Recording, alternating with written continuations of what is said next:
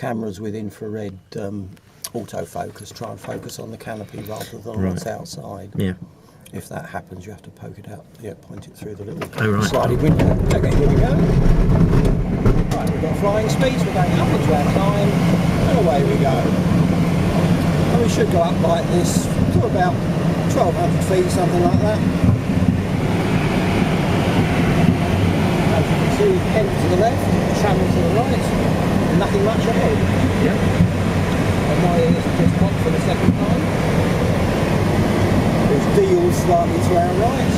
At any second now the cable's going to be released, and as I say, there will be a bit of a jerk and a bang when that happens. There it goes. That'll settle us to our normal flying speed, which is around about here somewhere. Okay. There we are. And now we're in free flight. Oh, fantastic. I'll just bring us around to the right of it, so you could convince yourself that you could just make out the coast of France, actually. You can certainly see Dover Harbour over there with the castle on the hill to the right. Well, it's certainly not as clear as it is some days, although it's a bit clearer than it was earlier on. Yeah. But I can see the old TV mast on the coast over to the right there, which you couldn't see earlier. There's a bit of field down there to the right.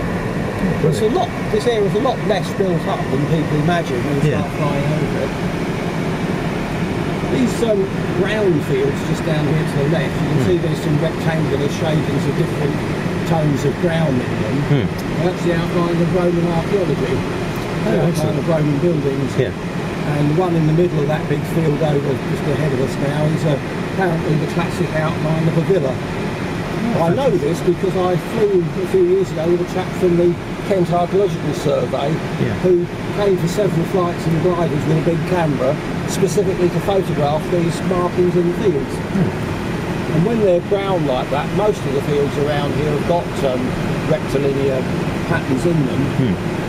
Where you see round markings, they're usually either Neolithic hut outlines, medieval animal pens, or World War II bomb craters. Because apparently when the Luftwaffe were flying back from London, ones that hadn't found their target were jettisoning their bombs down here just before they crossed the channel to go back to their airfields. Yeah, excellent. And it's land we were flying over was all part of the Earl of Guildford's estate. And he used to live in the big mansion just about 30 degrees to our left, which is Lincolnshire Park House. And that's now split up into apartments, and if you've got $1 million to spare, you can have a 2-bedroom apartment.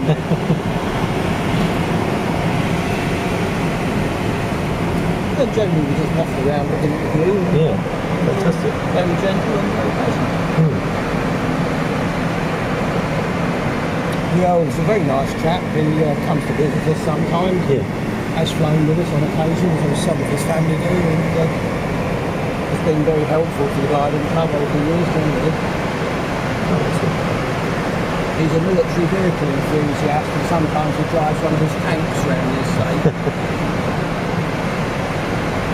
On a really clear day, you can see Canterbury over there. And slightly to the right on a really clear day, you can sometimes see Canary Wharf Tower. Oh right, yeah. But we don't get many days when it's that clear. This is probably fairly average, to be honest. Right. The last few years we've had an awful lot of this very hazy weather. Is that caused by pollution, or is it just... I don't really know, to be honest. I think a lot of it is just the differences in the weather patterns. We've tended to have long, very cold winters, followed by spells of high pressure, which does tend to cause this haziness. During the early 1940s, so 1942, 43, into 44, there was a spell when there was a lot of this very hazy weather. That was what caused a lot of the flying accidents in World War II. Oh right. It's been gradually descending all the time, so the moment it's been taken us back into land. Tracking across the end of the airfield at the moment. Sure, That barn conversion right ahead of us is, that was all derelict when I first started flying here.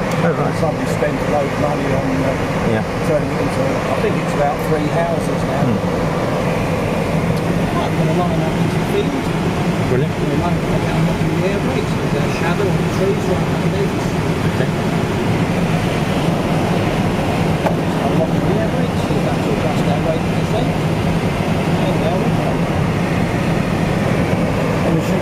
gentle landing just in case there was a rock on.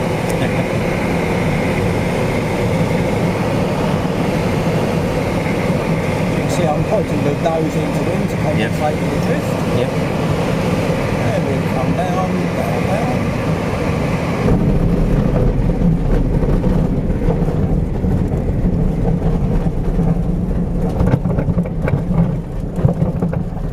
That big bump we just crossed was a Roman road.